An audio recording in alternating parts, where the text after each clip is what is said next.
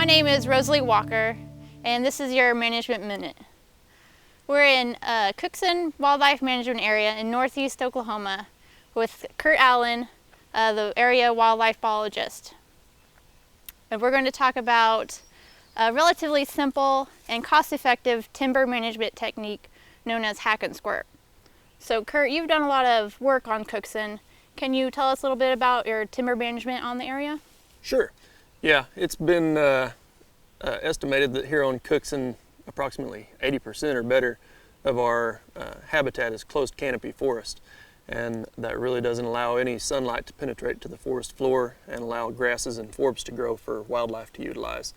So one of our management practices is to try and selectively thin some of the timber stands, either by creating timber openings through food plots or fields, or sometimes just by timber thinning by herbicide application.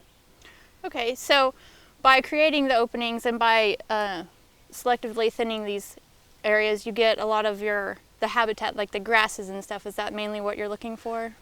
Yes, yeah. So we're looking for better forage for our wildlife out here, including white-tailed deer, eastern wild turkey, and a host of other wildlife benefits from it. So why did you choose the hack and squirt technique as compared to another timber thinning technique such as aerial spraying? Okay, hack and squirt is very, very selective. You can write up your management plan and specifically state what species of trees you want to target and even what size class of trees you want to target, and then go in and remove those. And that allows you to work with area biologists, either through NRCS or the County Conservation or the Department of Wildlife, and they can really key you in on what species are good for wildlife and should be kept, and then what species don't have as much benefit and could be removed to go ahead and get that canopy opened up. So Kurt, you mentioned size class a little earlier. Is there a certain size you're looking for in the tree when you're doing the hack and squirt? When we did our treatments out here, we had two different size classes in a few different units. In a few units, we treated size 3 to 10 inch DBH, that's diameter at breast height, so the diameter of your tree right here. And then in other units, we treated 3 to 12, and I determined that based on some information that I had gathered from OSU Extension Services. Is there a certain time of year that you want to do the hack and squirt technique? Yes, summer seems to be the best time, growing season. You don't want to do it during spring when the sap is flowing really heavily. That can push your chemical back out. But usually any time during the summer all the way up till November 1st or so is a good time to do it. So Rosalie, here's a perfect candidate for the hack and squirt treatment. So why would you pick this specific tree? Well, if you look around here on the ground, there's not a whole lot of ground cover, and the canopy is pretty full here, so this area could benefit from daylighting. All right.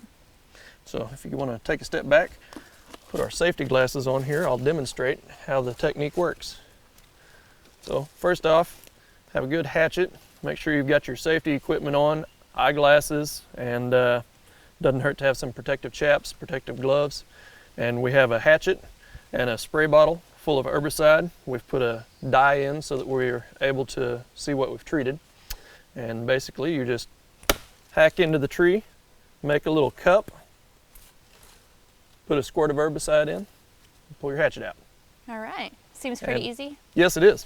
And consult your chemical label for exactly how much you need. A lot of the chemicals give you so many cuts per DBH of inch of tree. So that's how it's done. And if you want to come on over here, we can take a look at an area that was treated last year. All right, sounds great. Okay.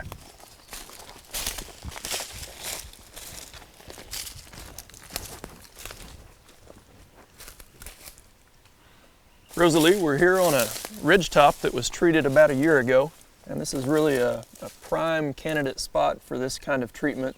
And you can see here behind us the dead timber that's left standing after the herbicide treatment. And you can already see the response that we've gotten. Some blue stem that was growing last year after the treatment, and already this year there's a lot of grass cover that's growing up, and a lot of native grasses and forbs are already starting to show. Well, this looks really good. For more information on Hack and Squirt and other habitat management techniques, you can log on to wildlifedepartment.com and subscribe to our landowner newsletter, Your Side of the Fence. This has been your Management Minute.